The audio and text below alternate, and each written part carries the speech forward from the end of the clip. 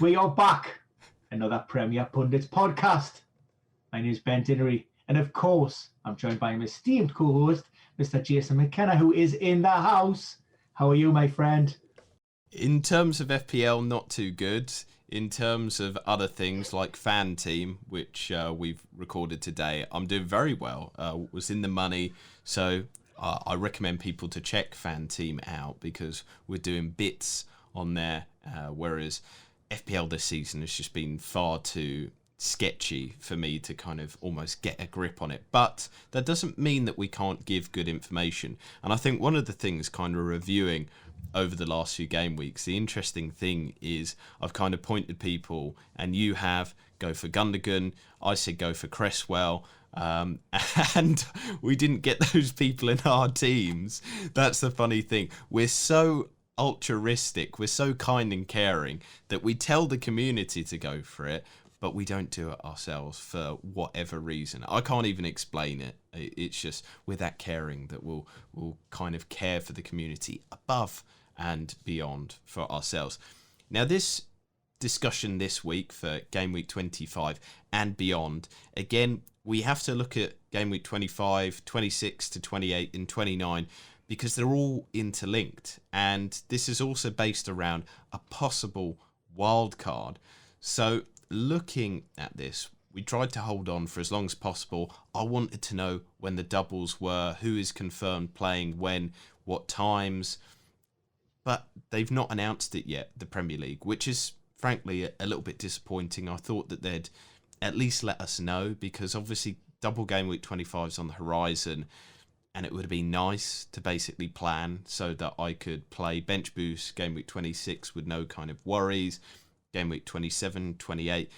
So at the moment, we're going to focus with 26 and 28 on the kind of semi 90% plus, and again, mentioning Ben Crellin, the good game weeks there that look like they're kind of confirmed those fixtures. We know what's happening double game week 25 and we know what's happening game week 29. But I do want to start off with a point, and you might back me up here, Ben. You might have different point of view on this, but I do feel like a lot of focus is being given to the doubles. Obviously take advantage of them, but there is still kind of 13 game weeks to go towards the end of the season. And in my opinion, actually, I don't think that these double game week fixtures coming up in 25, 26 and possibly 27 and 28 aren't crazy good. I don't think that they're that appealing. And the obvious own Manchester City, everybody basically has a treble up. So I'm not kind of rolled over by this is going to be some huge scoring or hugely differential game week where people are going to be set about from the part. I think maybe people might be set apart from the over focus and under focus on it. It's not that amazing. I mean, what do you think about this period, Ben? Is there too much focus, and is it also hard to tell with injuries and form? Look, all of the above. I have lots of conversations with regards to when's the best time to implement certain chips. You know, when should you go for your wild card? When should you go for to me, and I almost laugh. I don't think there's any one size fits all mold I can say this is what you're going for. I always go back. My default response is you need to make sure you're getting the biggest bang for your buck, maximize your returns. If you're happy with your team and it's producing points and you're ticking along nicely, don't get suckered in to a double game week thinking that you have to hit it hard and you need to decimate that squad. Like I say, it's a hit and miss. It's a high risk strategy, and sometimes, you know, I've used the wild card after game week 1 on a key. And maybe you can point to piss poor planning ahead of the season, but you know, it's just how things work out, and I'm not just going to hold back or activate a particular chip on a game week because everybody else seems to be doing so. My plans are at this moment, although not locked in, to maybe do my wild card ahead of game week 25, with one eye on game week 26. But in hindsight, and it's always the best, I'm maybe a little bit late in doing that. I think the previous double game week where there were some good looking fixtures, but I held back and I held back. I think that would have been a better one for me because I've almost been treading water these last couple of game weeks and felt as if this double game week fixture that I've been targeting has held me back in certain aspects of the game. I'm carrying a lot of dead wood. I'm not one for taking hits. And like I say, maybe if I had done that wild card maybe 4 game weeks ago, then I would have been in a lot better and a lot stronger position for when I'm in now. But look, you roll with it. I think that's what you gain from experience, from being a seasoned player of the fantasy game. You maybe appreciate the wider circle. You appreciate the other things that can maybe come down the line. And again, you take that chance, you take the gamble. Sometimes it works, sometimes it doesn't. Yeah, this is the thing. I think people are focusing too much on their wildcard being dictated to by, I have to do it at a certain time. But it's like you said there, Ben, your best wildcard might have been a few weeks ago just because you've made transfers or not made transfers, basically building up to this double game week. It obviously is a huge focus and of a big importance to try and capitalise it as much as possible. But that's not going to be a season definer. This is not the only game week left. There's a lot more left in the season. There's going to be a lot more injuries. I too am thinking of a wild card this game week. But then I also do look at my team and I don't hate a lot of the players. I think they're quite good for the long-term own. It is the fact that I could play a bench boost, but there might be another double game week later on in the season, which I think actually it's better. We do have the FA Cup fixtures still playing. A lot of teams from the Premier League are still involved with that. There could be more blanks.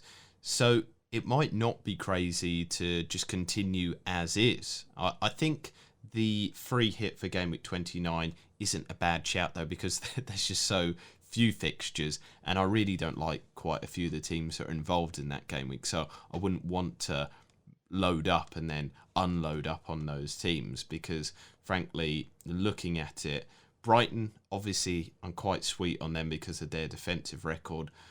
Newcastle, no. Fulham, Leeds, yes. West Ham are great. Arsenal, bit meh. And then there's obviously the potential fixture there with Aston Villa and I forget who else. But that one isn't even confirmed. So you're kind of balling into that one without any known prospects. So let's focus on the game week ahead, double game week 25. And I only like Leeds for this. There's obviously 2 doubles. Leeds and Southampton both have doubles this game week. But at the moment, I'm only looking at getting 2 maximum Leeds players in the team, even if I do play the wild card. I like the side, but over the long haul, I think it's better to have other players from other teams. No Southampton players in my team because the team are in a really bad run of form. But the ones that stand out for me are Bamford and Raphinha. For you, Mr. Differential Denery, Raphinha is obviously not highly owned at all. Done a lot of good work recently. High XGI, high shots in the box, and he's looking quite good. Dallas is also a good shout, but he's not that differential for Differential Dinery. But he's a good shout because he's been kind of playing out position, lots of touches high up in the midfield, scoring fairly well, getting involved in those attacks. So those are the kind of 3 standout ones for me. Bamford just because he's that fixture in the attack, he's the focal point. But I would only really go for the 2, as I said there, Bamford and Raphinha. So what are your thoughts on the double game week 25, Ben? Again, a tough call. Not wanting to get suckered in too much. Keep an eye on long term and those remaining fixtures. James Ward-Prowse earned himself a stay of execution with his performance at St James's Park. Great free kick. That's kept him in. The concerns for me, looking at Southampton into these games is just the high number of injuries and slight worry being a Ward-Prowse owner, seeing that Walker-Peters went off injured again last weekend. Now that causes problems at right back for Ralph Hasenhüttl. For me, he only really has two options. And I'm hoping it's going to be the latter, because he could, as he has done, drop Ward-Prowse in there, which creates a space in that central midfield role. Now, that could be filled by Jakowicz. Jakowicz. That might be it. Might have got it there. Look, this is just my weekly, butchering of somebody's name in the Premier League. But the youngster who was sent off at Old Trafford after only 2 minutes of his full debut. Now, if Ralph Hasenhüttl wants, he can put him in the centre of the park, and that would likely be alongside Romeo. So he's got that, that seasoned pro to help him guide and hopefully get him through the game.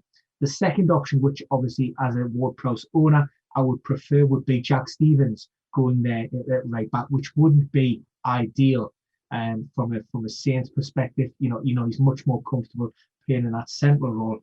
Am I looking at anybody else? Not really. Danny Ings maybe attracts a little bit of attention for the obvious reasons. He almost transcends fixtures. He almost transcends the fact that, Southampton are carrying injury problems. He has been a little bit unlucky and maybe should have a few more points on the board in recent weeks. And I'm with you with regards to Leeds. There's only one standout there for me. I would never touch Bamford in a million years, so we scratch him off the record. Not with a barge pole. Not with a barge pole. This is personal. Not against the guy. Generally, I have no, real opinion on him. It's a fantasy asset. He's not for me, and I would not touch Leeds defensively either. I think if we're going to pick anybody in that Leeds backline, we are solely relying on what they can possibly bring, offensively, which isn't a great deal. Although, you may strike it lucky on occasions with the likes of Dallas. So it has to be Rafinha. He ticks boxes. He's a 5.3% ownership, and he's in a great run of form. Arguably the signing of the season for Leeds.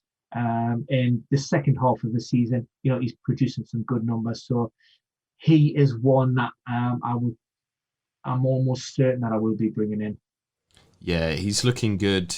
Obviously, we have to mention the B word there, but we're moving it on so that you don't have to even have the imagery of Bamford in your mind, soiling it.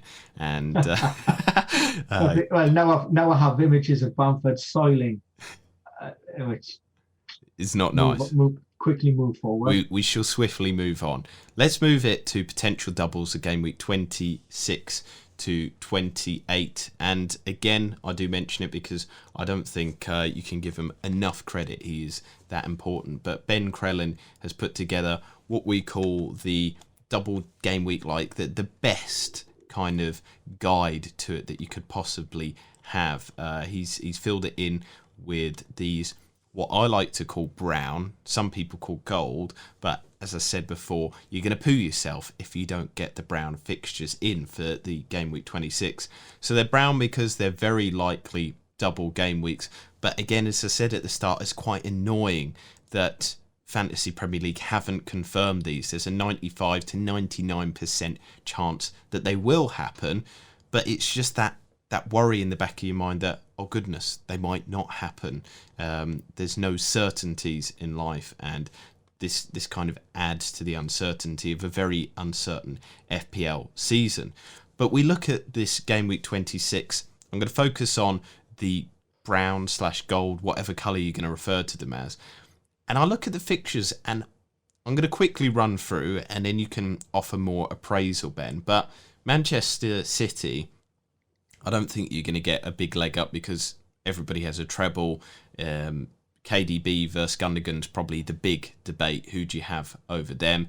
Villa, I'm avoiding at the moment because they have very poor data. Apart from maybe Grealish, the team are not performing very well and very poor on data. Tottenham avoid, Everton avoid, Burnley very difficult games. Manchester United play reinvigorated Chelsea, but they do play Crystal Palace, which is quite a good one. Crystal Palace play Fulham and Man United. Leicester have Arsenal and Burnley. and then Liverpool have Sheffield United and Chelsea have a difficult run of fixtures as well there, with Liverpool being one of them. So this isn't hugely appealing game week 26. I'm not feeling like there's a huge pile on certain fixtures or teams, treble ups and things like that. There's obviously an appeal to certain ones, more than most. Maybe Leicester, probably the one that's getting my most attention there. But even there's kind of each game. So, like I said, Manchester United have a lovely fixture against Crystal Palace, but then they play a reinvigorated Chelsea, and they are both away games. Each kind of game in that double game week has a yin to its yang, if there even is one.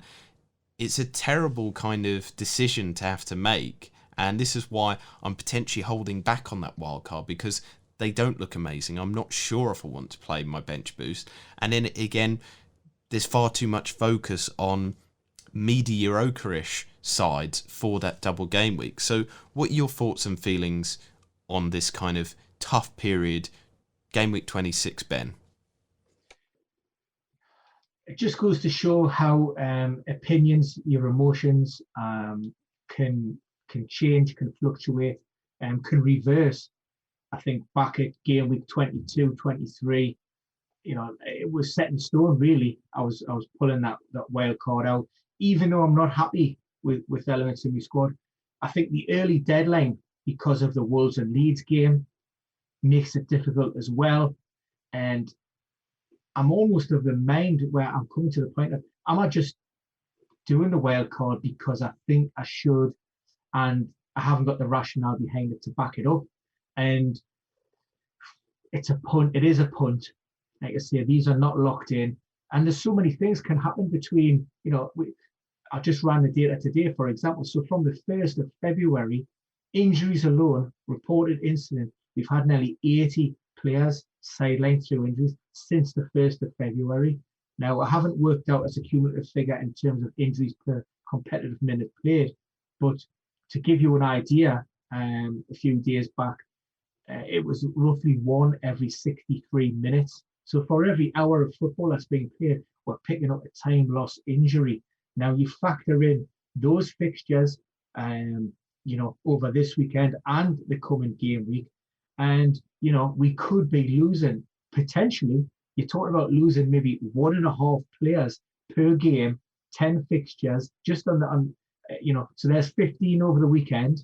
Maybe you factor in the Southampton one. If it stays on that kind of trajectory, we could be losing somewhere between maybe 15 and 20 players between now and game week 26. Now, that is a huge gamble. That is a huge risk. And it's maybe a risk that's worth taking if those fixtures are appealing. If you like the looks of those and you're thinking, these teams are going to bang.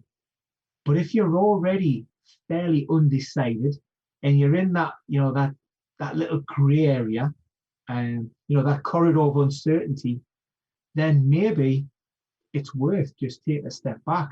And I'm convincing myself now that maybe I'm not doing the wild card for the right reasons in game week 25, and maybe I should just save the bench boost for a little bit further down the line, because it would have been wild card bench boost. Maybe just holding back and evaluating everything a little bit closer to those kickoffs in game week 26. This is my thoughts and feelings as well, because the wild card is so valuable. This is the last wild card before the end of the season, and it'd be a shame to waste it and then a lot of the players get injured. We know better, because obviously we're working with injury data day to day. This is our bread and butter, but we have these kind of worries going into every game week that we explain, that you should hold off on your transfers for as late as possible. You should do this, you should do that, and don't plan your transfers, especially this season, because anything can happen.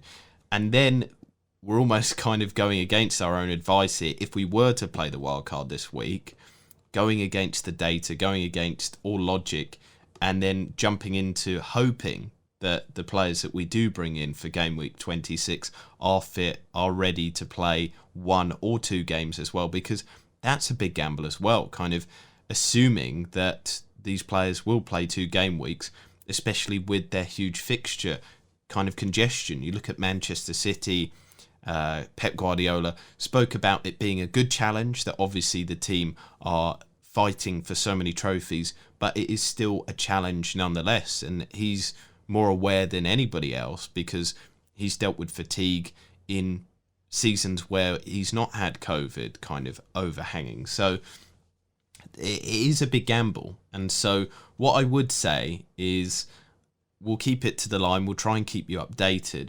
But I'm getting more and more lukewarm, cooling ever more towards the idea of a wildcard, just because it seems such a risk. But I do think it's fair to focus on who we would bring in the wildcard. But go on, what were you going to say, Ben? Sorry, sorry, honestly, I didn't mean to just open my big fat gob there.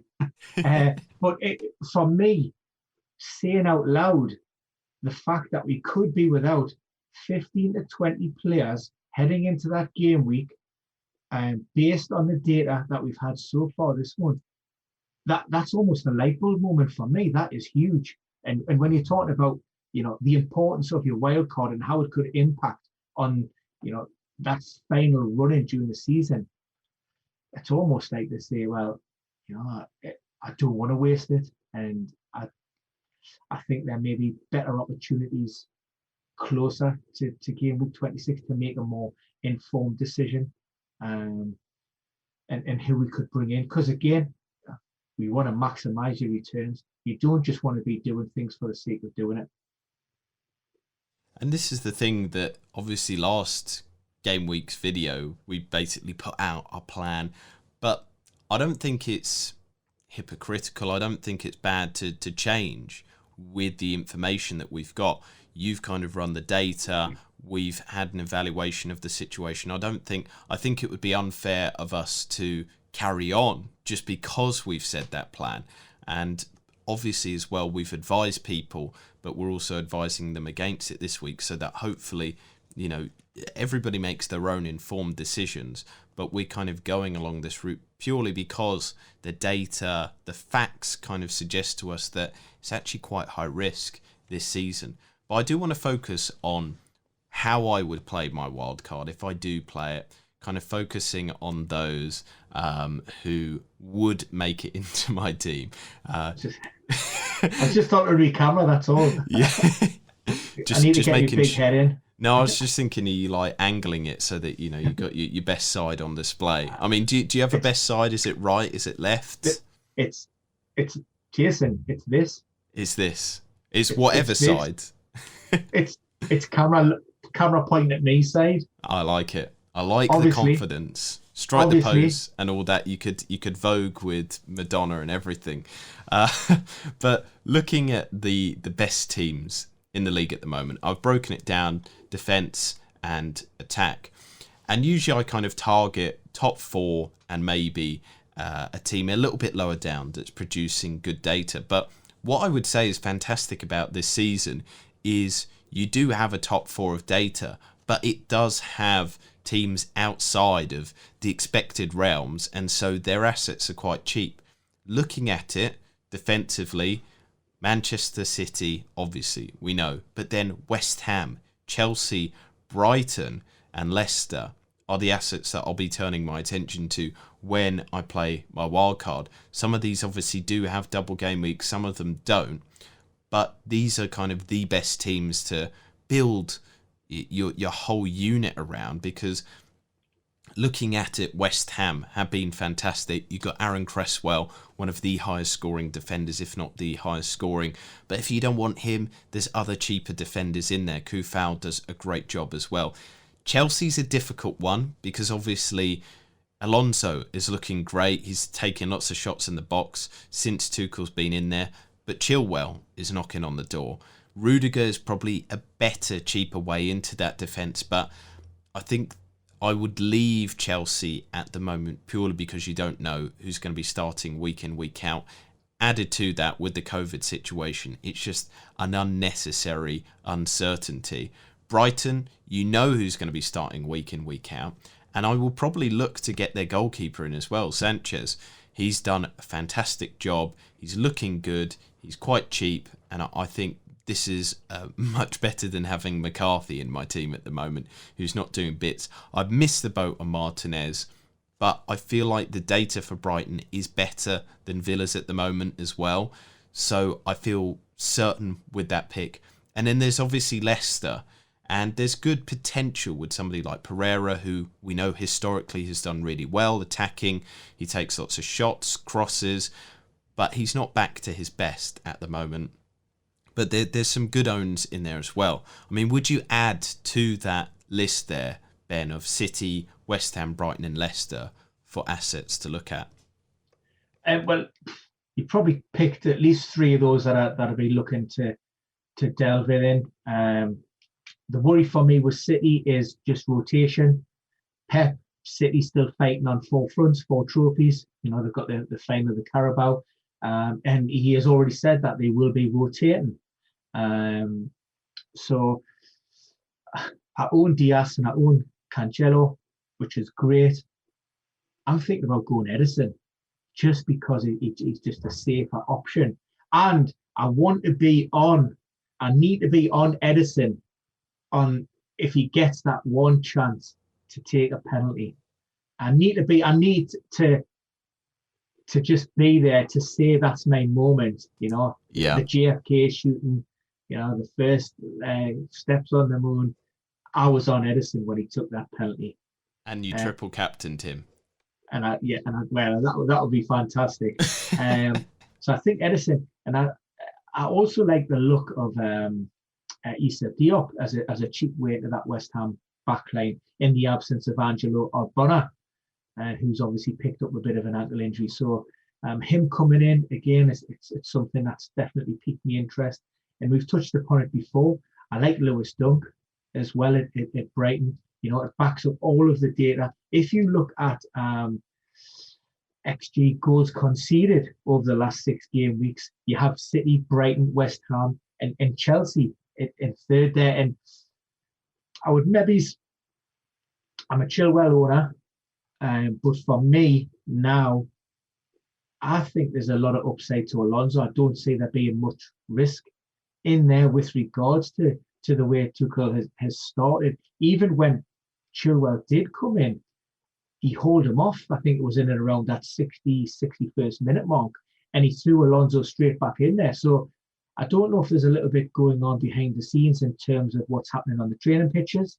And he's obviously, I know he does like Alonso because he offers that height in that back line. And I think that was one of the reasons he brought him back in initially, was just that experience, but also the height that he brings to that back line for defensive purposes on set pieces, corners and what have you. And he's always going to have that advantage over Chilwell. So, and he's grasped that opportunity with both hands. You know, he's played really well and he's returned well. So he might be one that I might be looking to bring into my team as well. Jason, I mean, as beautiful as you are, we're not able to quite clearly make that out, my friend. If you could give your little camera a little jiggle and nudge, see what's going on, just so we can have you in pristine HD quality once again, my friend. Yeah, the punters want it. The punters need it. Oh, well, thank you. I think I've sorted it now. I've gone into the settings. I hadn't noticed, and then just as I noticed, you've mentioned it there. So I hope people, you know, that they obviously tune in for the football chat, but they also tune in for our good looks. As we mentioned there, obviously every angle of you is absolutely stunning. Perfect. 10 out of 10. And I don't know what I can say about myself. Obviously, you're my on-air husband as well. So, you know, you do have a biased point of view, but... I mean, beauty is in the eye of the beholder, Jason. Well, and there's somebody out there for everyone. So you're saying that you don't find me beautiful. I see how it is. Look, I mean, but you're my like eye candy. You're like the trophy. I'm the old man. I've got like the stunning young stud on the arm, you see. So it's a win-win for me. Oh, I like it. Okay, you were potentially digging a hole there, but you've cemented it and built a very firm, sturdy house now. Just the problem, moving it on to defensive assets there, going away from obviously complementing each other. We've got the City defence there. Now, one of the things that people kind of say with owning Edison is that you miss out on the potential for a treble up further up the pitch. I think Cancelo and Diaz are the kind of owns that you have defensively. But up the pitch, it's a bit hard because can you fit in Gundo and De Bruyne? Or do you want both of them? Is a good question. I like the shout of Edison, and he might be better to own than maybe Diaz, maybe Stones, but probably not better than Cancelo. And then you look further up the pitch, and Gundo and De Bruyne, more so Gundo at the moment, he's looking like you have to own him. And obviously I'm kicking myself that I didn't, and I don't, that I got in bloody Sterling instead. But in terms of it, does that warn you off the idea of owning Edison, or do you like it because it's a little bit differential? The reason I would go Edison is because I wouldn't look higher up the pitch with City. The only one that I would give serious consideration to who would fit the anti-template model would have been Gundo. Back when I suggested it, whatever week that was when his ownership was around 2%. He's too common now. You know, he's too much. He's too mainstream. It would have to, you know. Again, I look to guaranteed minutes. I certainly wouldn't be going near De Bruyne at the minute just for that outlay while he's working his way back from a muscular problem. I do like Bernardo, but I feel as if I always kick myself if I've got a City asset and I'm paying top bucks for them. I want the minutes, I want them to play, and I find it frustrating and I get angry when they're dropped on the occasions. You know, Diaz last week, Cancelo on occasions. So it could be that Edison would come in and I may drop one of those City defensive assets, but I don't think it would be looking to bring anybody else in up top. It may be, you know, to bring another high profile player in, you know, elsewhere, you know, to create that space. Depends on what the ownership is, really. That's the top and bottom. There's a lot of players I would love to bring in, but I just can't for my own self-imposed silly reasons. I wouldn't say they're silly reasons. They're the core to differential dinnery. Looking up at the attack, moving up further up the pitch though, and I think that Salah, Fernandes, De Bruyne / Gundo, all kind of firm keeps. You keep them, and also data backs up that these are the top attackers of the top attacks. But then looking further down for those cheaper assets, Leicester, West Ham are in the top 5 for big chances created in the last 8. West Ham, 3rd for XG in the last 8. Attentions have got to be there. And the question is, how many kind of from those teams do you bring in?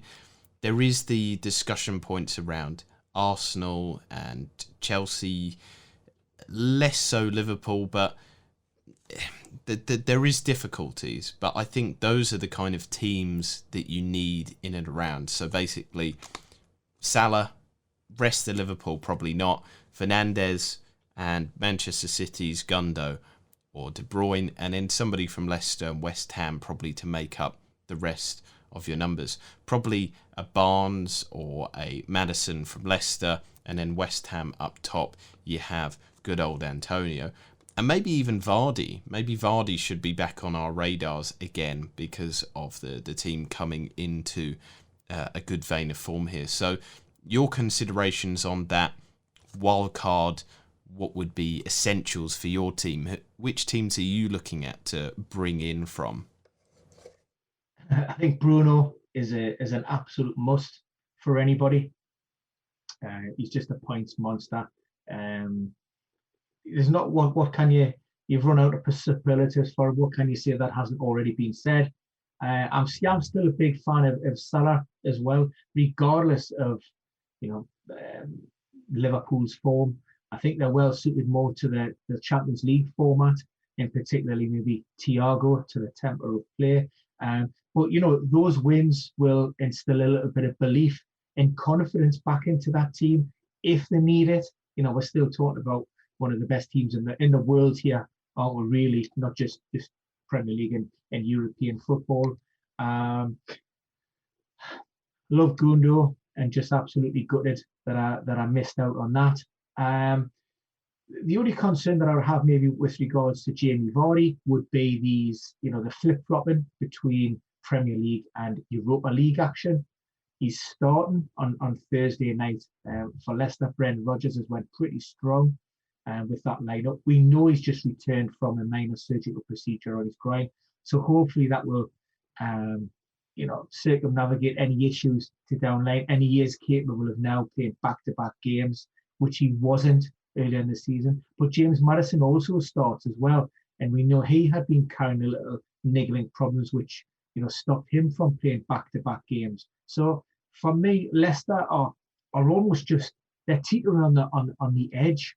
We know that they've Fofana, who's going to be out for a few more weeks yet. They just lost James Justin. We have Pereira, who isn't involved on Thursday, but coming off the back of a long-term injury.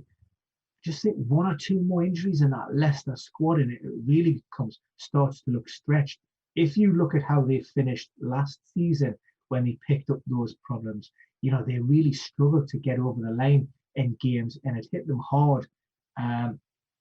Brendan Rodgers did improve. He has brought some players in, but two or three key injuries to that squad, and I think they will really, really struggle. So that would be one for me, just to sort of just err on the side of caution with that Leicester team.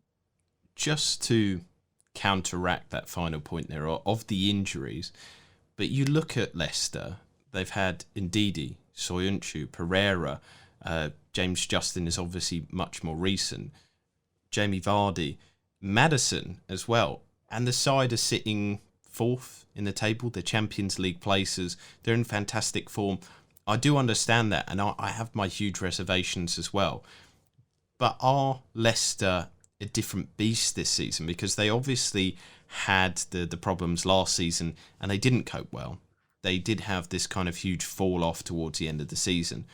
Whereas this season, maybe because of the differences in the Premier League as well, with other teams struggling as well, they seem to have come out all right-ish, especially on the back of all these difficult, terrible kind of losses to their squad. Does that come into your kind of thinking and factor in as well? Look, yeah, like I say, I think Brendan Rodgers had some smart recruitment in the summer. He identified some potential weak spots within the squad. They'll obviously know behind closed doors which players are carrying niggles, which players are unable to string, back-to-back league performances in quick succession. So, and he's hopefully looked to address that.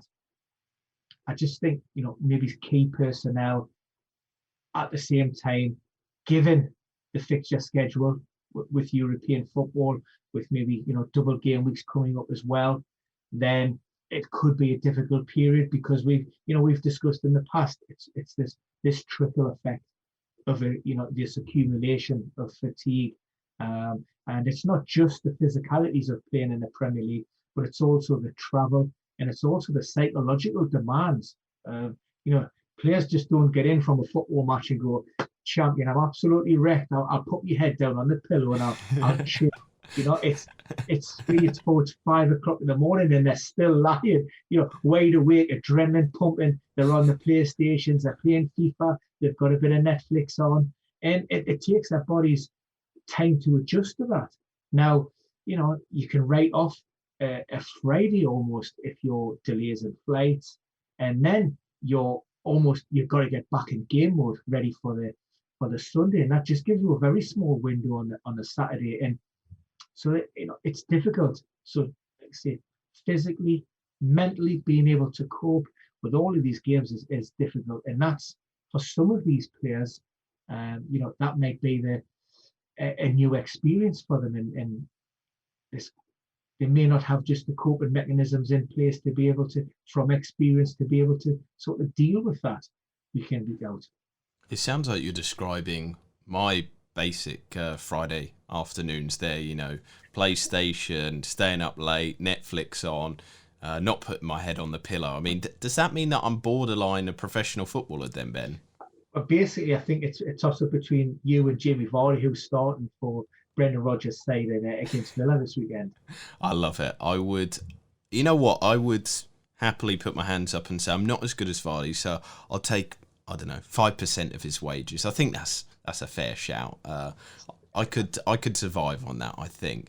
But I think for the time being, we can survive another week, but still mulling it over. We will keep everybody in the fold of what is going on with our mind frames. But we've given you an update into our thoughts and feelings onto wildcards, which teams to look at if you are wildcarding, but also our advice as to why you should and maybe shouldn't go for it this game week. But for now and for always, I wish you the best of luck. Not as much luck as we need at the moment. We definitely need it, Ben.